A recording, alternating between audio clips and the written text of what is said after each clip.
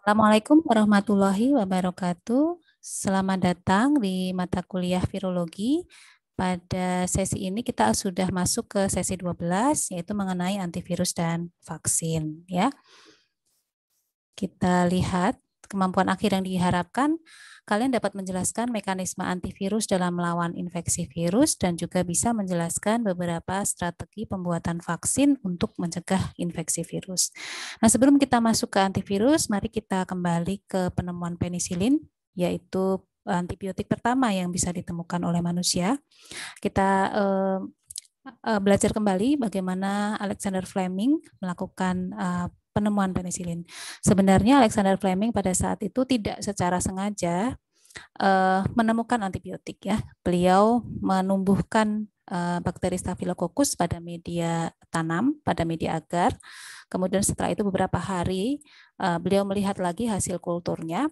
Diketahui ternyata pada media agar tempat penumbuhan bakteri terdapat juga jamur yang tumbuh dan juga bakteri Staphylococcus. Kemudian beliau melihat ada daerah yang tidak ditumbuhi oleh bakteri Staphylococcus yaitu di sekitar jamur tersebut. Sedangkan di daerah lain itu tumbuh dengan baik gitu ya. Dan ini memberikan pendapat. Jadi Alexander Fleming kemudian menyimpulkan bahwa ada suatu zat yang dihasilkan oleh jamur tersebut yang bisa menghambat pertumbuhan bakteri Staphylococcus. Diketahui kemudian bahwa jamur ini bernama Penicillium species, sehingga zat yang dihasilkan dari jamur itu dinamakan dengan penisilin dan diketahui bahwa zat tersebut adalah antibiotik. Jadi antibiotik itu adalah suatu agen yang dihasilkan oleh mikroba yang bisa menghambat pertumbuhan bakteri. Diketahui bahwa ada beberapa kelas antibiotik ya yang memiliki beberapa fungsi, antara lain bisa menghambat pembentukan membran sel, kemudian menghambat pembentukan material genetik dari bakteri, menghambat pertumbuhan, membunuh bakteri tersebut ya. Jadi itu adalah beberapa aksi yang bisa dilakukan oleh antibiotik. Lalu bagaimana dengan antivirus? Apakah sama dengan antibiotik? Jadi antivirus adalah obat yang dapat melakukan penghambatan siklus hidup virus. Jadi secara langsung dia menghambat siklus hidup virus tersebut.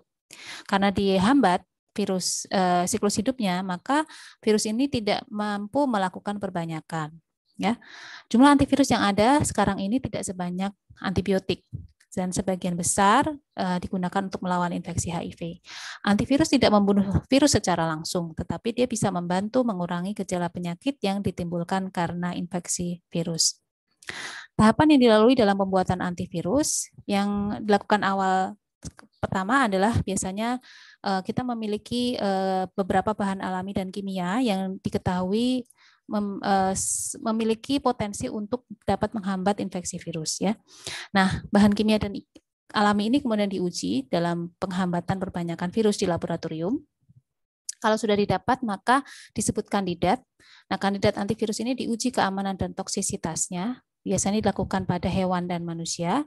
Setelah aman, jadi tidak toksik bagi calon penerimanya, maka kandidat antivirus ini dimodifikasi terlebih lanjut ya untuk meningkatkan efektivitas kerjanya. Setelah itu baru dilakukan perizinan untuk dipasarkan dan baru dipasarkan ya. Nah, dengan era virologi modern sekarang ini, dengan berkembangnya ilmu pengetahuan dan teknologi, di sini ada perkembangan rekayasa genetika dan bioinformatika, maka bisa dilakukan metode yang lain ya. Jadi di sini virus kita ambil gennya, kemudian dipelajari ya. Jadi kita bisa melakukan itu secara bioinformatika ya. Gen-gen apa yang berperan dalam perbanyakan virus. Kemudian diisolasi gen tersebut, kemudian dikloning dengan rekayasa genetika, kemudian didapatkan proteinnya dan dipelajari. Kemudian setelah itu kita juga mempelajari siklus hidup dari virus yang menjadi target. Nah, kombinasi dari hal-hal ini ya, itu kemudian bisa didapatkan calon inhibitornya. Ya, ini semua bisa dilakukan dengan metode bioinformatika dan rekayasa genetika. Nah, ini adalah contoh siklus hidup virus yang dipelajari dan inhibitornya. Mulai dari attachment, penetrasi dan uncoating, sintesis mRNA, sintesis protein, replikasi DNA atau RNA, hingga ke perakitan virus. Ini dipelajari senyawa-senyawa yang dapat menghambat. Ya, di sini contoh dari virus-virus targetnya, dan ini adalah contoh senyawanya. Nah, jadi ketika antivirus ini diperlukan dalam dunia medis, kemudian dilakukan riset baik secara biologi molekuler maupun kimia ya.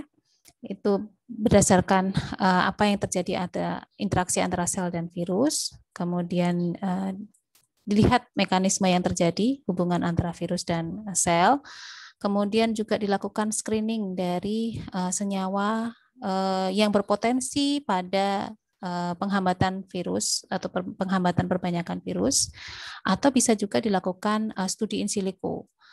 Ya, jadi bukan hanya secara lab basah, tapi juga secara komputasi in silico.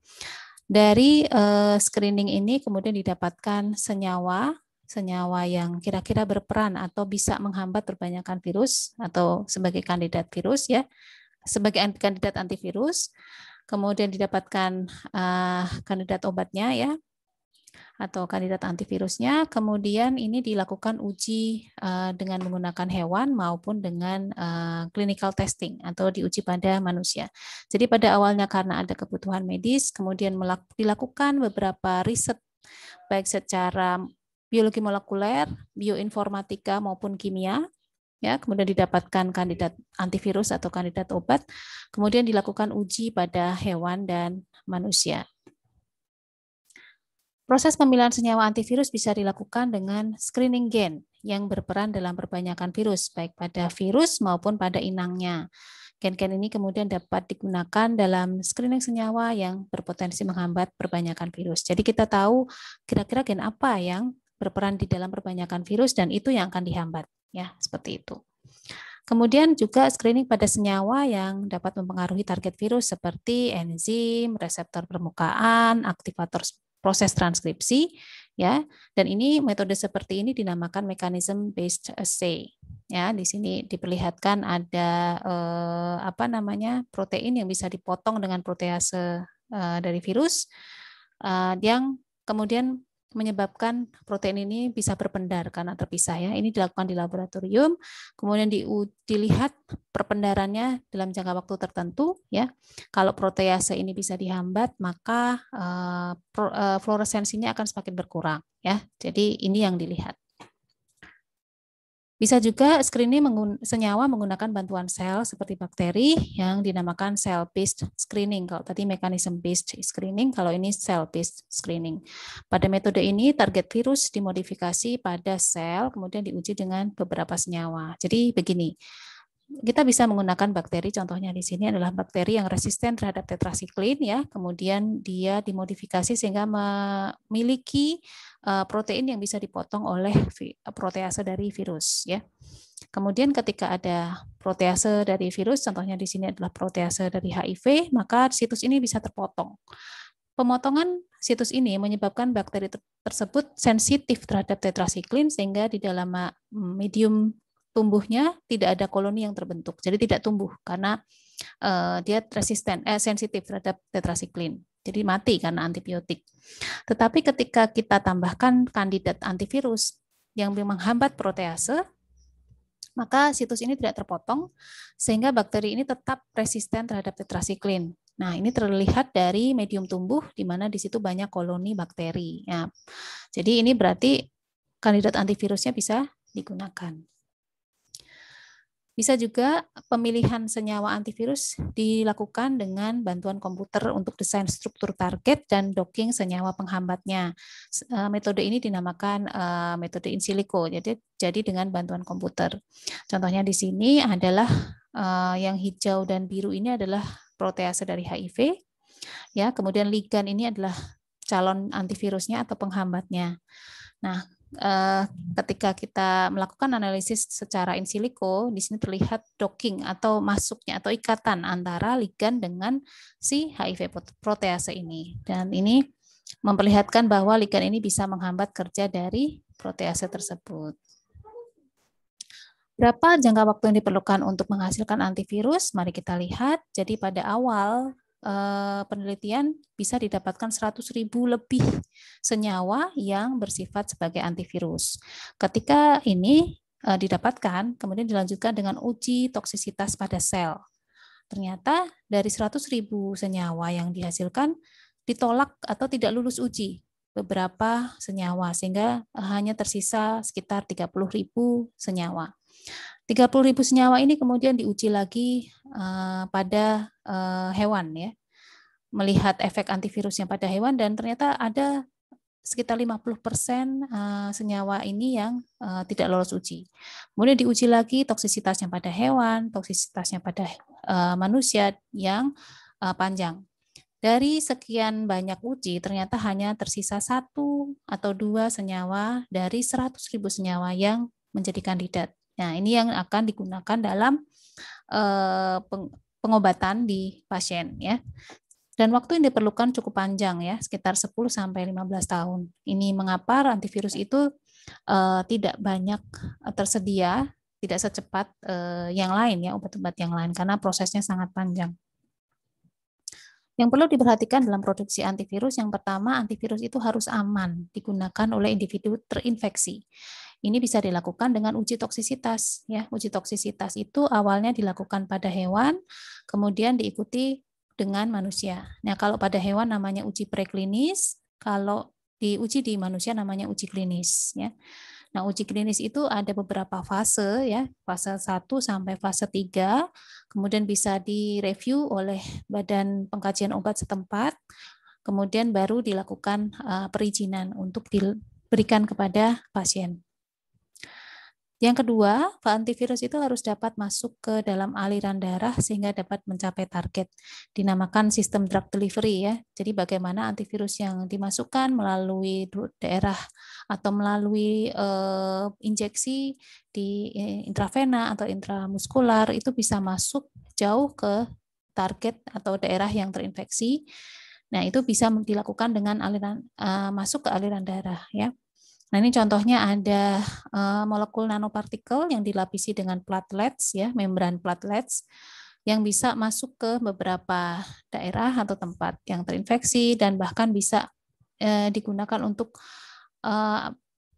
mengobati permukaan dinding pembuluh darah yang terluka. Macam-macam antivirus di sini. Sebagian besar antivirus itu berupa nukleoside atau nukleotide analog, yaitu molekul yang mirip dengan nukleosida dan nukleotida virus yang bisa menghambat pemanjangan DNA atau RNA. Contohnya adalah aciclovir, ganciclovir, zidofudin, dan lamivudin. Yang kedua adalah jenis non-nukleoside inhibitor, ya. Jadi pada non-nukleoside inhibitor ini, molekul dapat berikatan dengan salah satu daerah enzim yang berperan dalam replikasi virus sehingga akan mengubah aktivitas enzim tersebut. Contohnya adalah oseltamivir atau Tamiflu, nevirapin, dan efavirenz. Jadi mekanisme kerja nukleotide analog itu adalah sebagai berikut, ya. Jadi kalau pada replikasi yang normal, replikasi DNA atau RNA yang normal, ketika ada ada nukleotida, maka terjadi perpanjangan pita DNA atau RNA, ya. Tapi kalau ada nukleoside atau nukleotide analog ini, maka yang ini, ya, yang Trojan horse ini adalah nukleoside atau nukleotide analog. Ini dia menghambat pemanjangan pita DNA atau RNA sehingga tidak terbentuk protein. Nah, ini bisa menjadi antivirus. Sedangkan yang non-nukleoside inhibitor ini dia berikatan dengan salah satu daerah pada enzim, ya. Kalau di sini contohnya adalah yang berwarna hijau ini inhibitornya.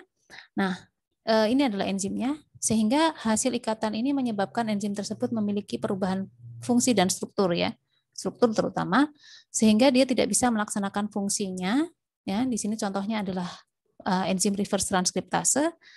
Tadinya dia berfungsi untuk melakukan transkripsi balik, ya, mengubah RNA menjadi DNA. Nah, karena dia berubah struktur, maka fungsi itu tidak bisa dilaksanakan, sehingga RNA virus tidak bisa dirubah menjadi DNA, dan ini menghambat perkembangan virus. Nah, ini contohnya adalah antivirus pada infeksi HIV ya. Jadi ada beberapa proses siklus hidup dari HIV ini yang dihambat. Yang pertama adalah menghambat attachment dan entry virus ke dalam sel, kemudian menghambat fusi antara selubung virus dengan membran sel, menghambat proses transkripsi balik, menghambat proses integrasi genom virus ke genom manusia, menghambat juga pemotongan protein dengan protease. Nah, pemotongan dengan protease ini penting untuk maturasi virus. Nah, ini bisa dihambat semuanya. Ya, itu adalah antivirus ya. Lalu bagaimana dengan vaksin? Vaksin kita ketahui berperan dalam proses pencegahan ya. Jelaskan beberapa pendekatan vaksin yang kalian ketahui. Tentunya ini tidak terlalu sulit ya, karena kita sudah belajar secara lebih mendalam di mata kuliah imunologi. Nah, coba kalian jelaskan dan ingat-ingat kembali ya, bagaimana cara vaksin itu bekerja. Mungkin itu saja yang bisa kita pelajari untuk topik antivirus dan vaksin. Semoga bermanfaat. Wassalamualaikum warahmatullahi wabarakatuh.